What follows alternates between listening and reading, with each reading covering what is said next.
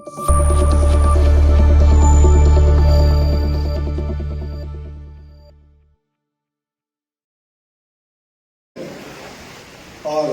मंच पे आसीन comrade Pradeep Singh Thakur, comrade Rangaiah, comrade Subhash Dev, MLPD के कॉमरेड सुमित चक्रवर्ती एवं अन्य मंचासीन कॉमरेड्स और इस महाधिवेशन में पार्टिसिपेट करने आए हुए तमाम डेलीगेट्स को मैं नेपाल की क्रांतिकारी जनता की ओर से और उसकी पार्टी नेपाल कम्युनिस्ट पार्टी मशाल की ओर से क्रांतिकारी लाल अभिवादन पेश करता हूं।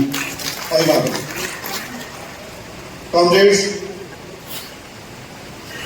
क्रांतिकारियों की भूमि तेलंगाना में जो आज ये एकता अधिवेशन हो रहा है, PCCI CPI-ML, CPI-ML प्रजातंत्र और CPI-ML क्रांतिकारी पहल के एकीकरण से जो CPI-ML मास लाइन का गठन हुआ है, इससे निश्चित रूप में क्रांतिकारी समुदाय के बीच में एक ऊर्जा का काम करेगा और यह ऊर्जा केवल यहाँ तक ही सीमित नहीं रहेगी कि अंतर्राष्ट्रीय स्तर में क्रांति के लिए कार्य करने वाले तमाम क्रांतिकारियों के लिए एक प्रेरणा का स्रोत बनेगा। मुझे पूर्ण विश्वास है। अभी दुनिया में साम्राज्यवादी शक्तियां हावी है। साम्राज्यवादियों द्वारा पिछले कमजोर राष्ट्रों में, विकासशील और विकासमुख राष्ट्रों में जो दमन हो रहे हैं, अत्याचार हो रहे हैं, विभिन्न राष्ट्र के शासकों को कठपुतली के तौर पर प्रयोग कर जनता का शोषण कर रहे हैं। ये शोषण चरम रूप में जा चुका है और ये साम्राज्यवादी शोषण इतना निर्मम होता गया है कि अभी बहुत से देशों में एक प्रकार की तानाशाही व्यवस्था खड़ा हो रही है। भारत में भी हम देख रहे हैं, भारत में भिन्न मत रखने वाले तमाम बुजुर्गा पार्टियों को भी दमन किया जा रहा है। केवल एक ही विचार, एक ही संप्रदाय को बढ़ावा दिया जा रहा है। तमाम शोषित, पीड़ित, मजदूर, किसान, दलित, आदिवासी, महिला, अल्पसंख्यक सभी के ऊपर हमले हो रहे हैं।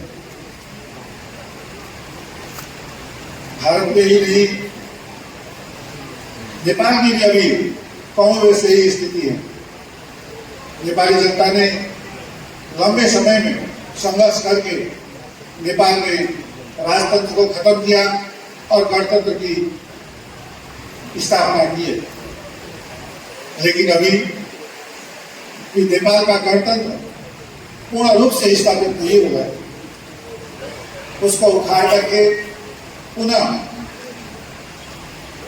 एक निरंकुश शासन लादने का प्रयास नेपाल में हो रहा है। उसके लिए भारत के RSS, BJP जो हिंदुत्ववादी विचारधारा वाले हैं, वो नेपाल के राजशाही को पुनः स्थापित करने के लिए कटिबद्ध है और नेपाल में प्रतिगामी पुनर्स्थापनवादी ताकतों को मदद कर रहे हैं। नेपाल के कुछ राजनीतिक दलों ने, जिन्होंने पीछे गणतंत्र स्थापना के लिए संघर्ष में हिस्सा लिया, लेकिन अपने सत्ता स्वार्थ के चलते उन्हें गणतंत्र की रक्षा के लिए कार्य करने के बजाय अपने सत्ता स्वार्थ के लिए पुराने विचार, पुरानी मान्यताओं के नाम पर, धर्म के नाम पर राय की सेकने की तैयारी कर रहे हैं और हो रही है। नेपाली जनता इस वक्त दो मोर्चे पे लड़ाई लड़ने के लिए बाध्य और संघर्ष कर रही है। पहला मोर्चा अपने हक को स्थापित करने के लिए, उसको बचाए रखने के लिए जो बलिदानों से प्राप्त की गई गणतंत्र, जिसकी विशेषता धर्मनिरपेक्षता भी है, उसको बचाए रखने के लिए एक तरफ संघर्ष कर रही है। भारत ये चाहता है कि नेपाल में धर्मनिरपेक्षता खत्म हो और नेपाल हिंदू राष्ट्र बने, और हिंदू राष्ट्र के बहाने पे नेपाल की राजतंत्र की वापसी हो। नेपाल के कुछ राजनीतिक दल अपने आप को